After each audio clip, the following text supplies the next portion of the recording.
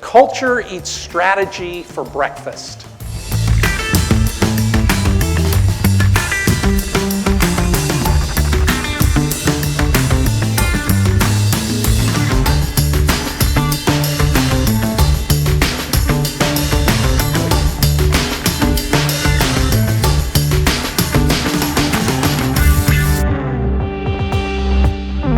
Thanks to Silicon Slopes for putting this on. We've got a topic that we think is very timely, things that people are interested in. They said, what's that? And we said, it's how to build a great, amazing company culture.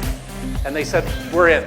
So my name's Joe Staples. I'm the CMO of Motivosity. Natalie Atwood.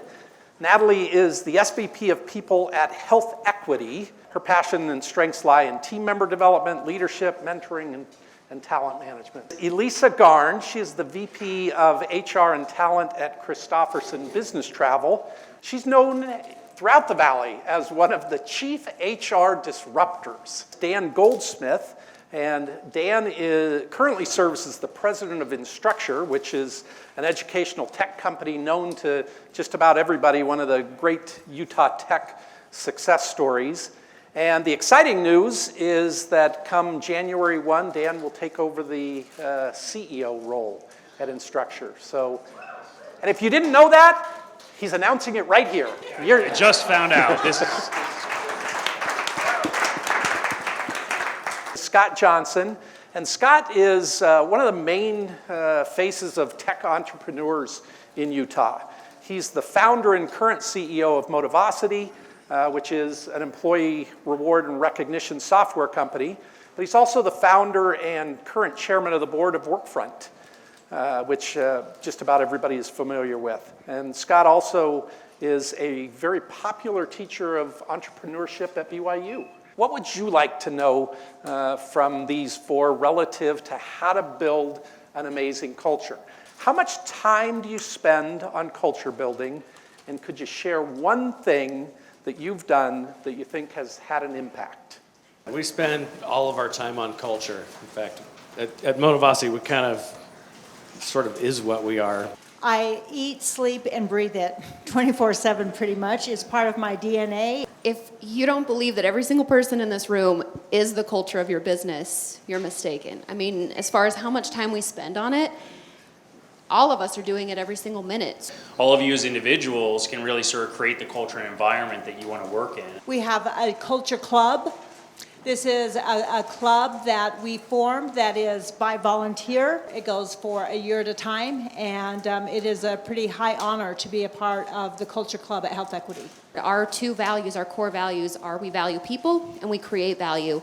And that is the foundation for everything we do at Christofferson. At Instructure, we do a lot around sort of our values. So one of the things we've done very specifically is to demystify some of this sort of boardroom speak and topics, and we actually share the board deck in these all-hand meetings with the company. And that sort of sets a tone of openness, which then impacts the culture as well.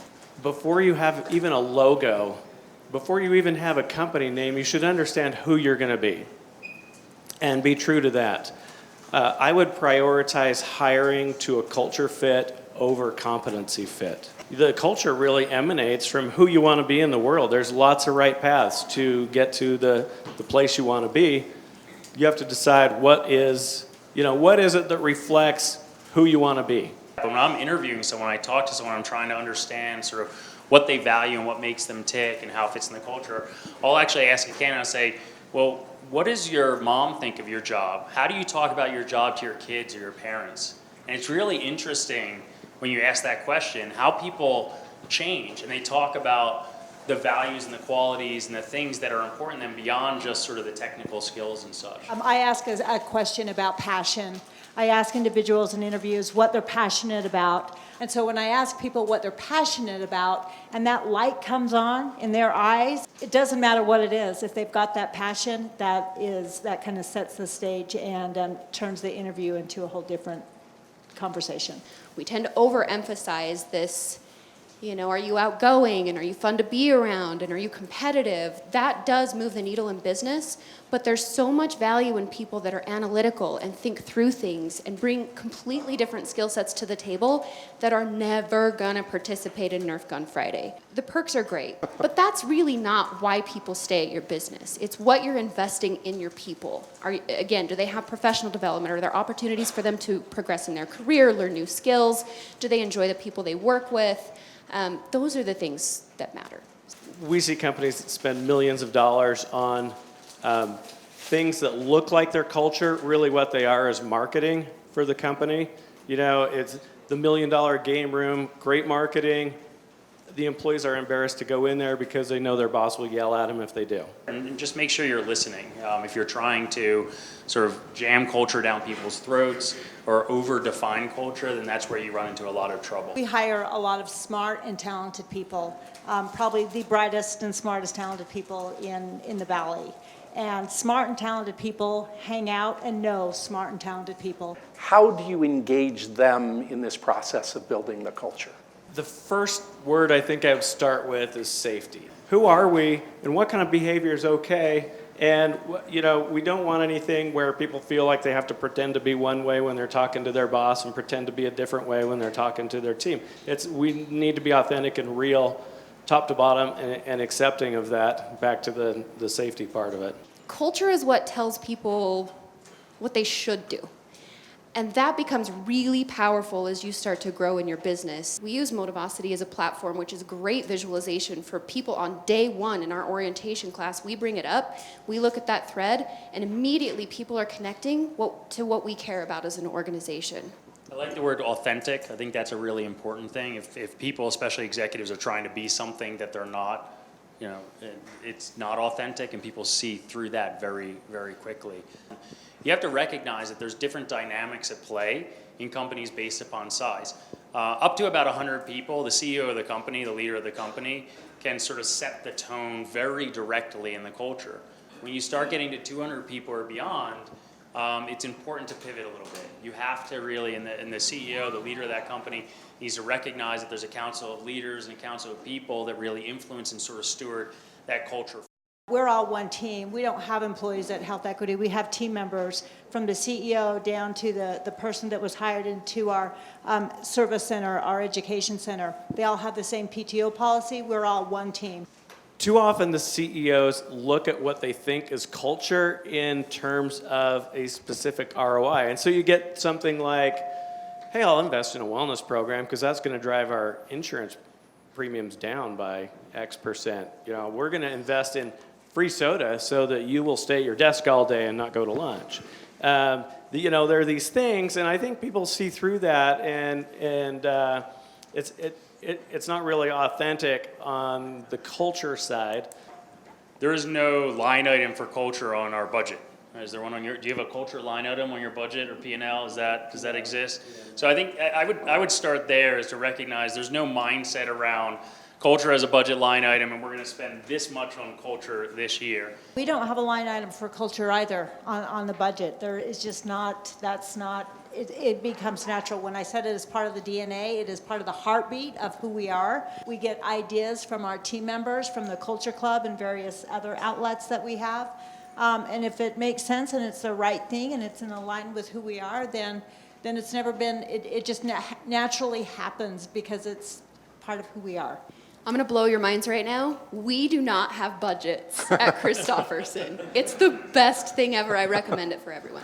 Most CEOs I've worked with are not culture experts or people experts, and they don't really look to me to understand how we can cut payroll taxes or what the best HRIS system is to use. They don't care. That's what they care about, is how are you taking care of their talent to keep them happy, engaged, and productive. One way to measure culture is how many of your employees took a pay cut to come work for you? If you have an answer to that question, you probably also have a culture, and you also have a reason why you should spend money and effort on this thing, because your people will be more loyal, they will stay longer, when they're happy, they work harder, and you don't have to pay top dollar to get people to stay.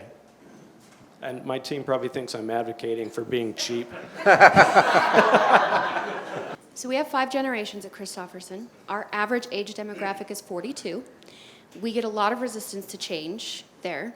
But what I've noticed is, depending upon what you do value, I mean, how can anybody not align with valuing people and creating value?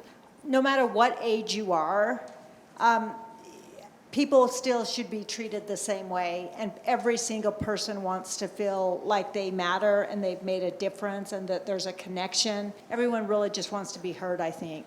There is a big cultural issue that people my age and older need to recognize that there are different motivations in the workplace today. I think where cultures start to break down is when employees start to put themselves on the other side of the table from the company, and it becomes an us versus them. If you take care of your people will take care of your customers, and your customers will take care of the business. I reflect more on the why for that individual, not the why is that individual good for Instructure, but why is Instructure great for that individual? And if I can articulate that to that individual, and maybe it's talking about the mentoring that can happen. The individual is looking for those types of perks, and that becomes a big piece of the conversation. Or if the employer is looking at those things, then again, I think that's a signal that you might be misaligned. So. Those perks aren't the reason people are coming to work for us. They're coming to work for us for development, for opportunity, for personal growth, for mentorship, for for a lot of different things other than the sodas, the free food. Yes, we have all of that. That's just kind of part of the deal, but that's not the why. I'm a big believer in experiential benefits and perks. So the paid vacation that Bamboo HR has done, I think, is a great example of that. Giving somebody something that they can emotionally connect to and then basically thank your business for that. I think those go much further than the other top level stuff. I've never ever thought about the value of ping pong tables, sodas, Nerf guns in attracting talent. I was just remembering a time when Workfront had 20 employees, and we were down in the basement of Building A over in Orem, and we had no money, and the company next door to us had just spent $3 million on their game room.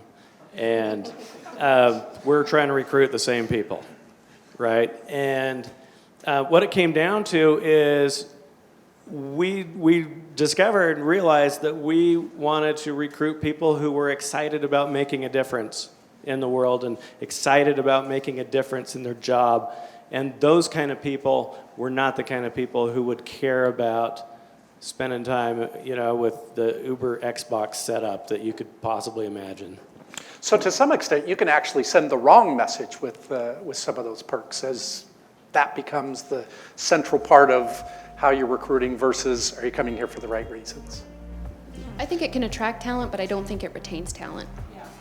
When I walk around the floor and I talk to employees, sometimes I'll put them on the spot and just say, hey, what are our two core values? And if they can't answer it immediately, then I know that we still have a lot of work to do.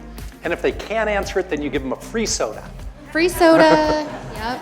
I give them a Nerf gun. I tell them I'm going to be around in 5 minutes. And let them wear a casual shirt one day. That's right. Only on Fridays. A round of applause for this great panelist.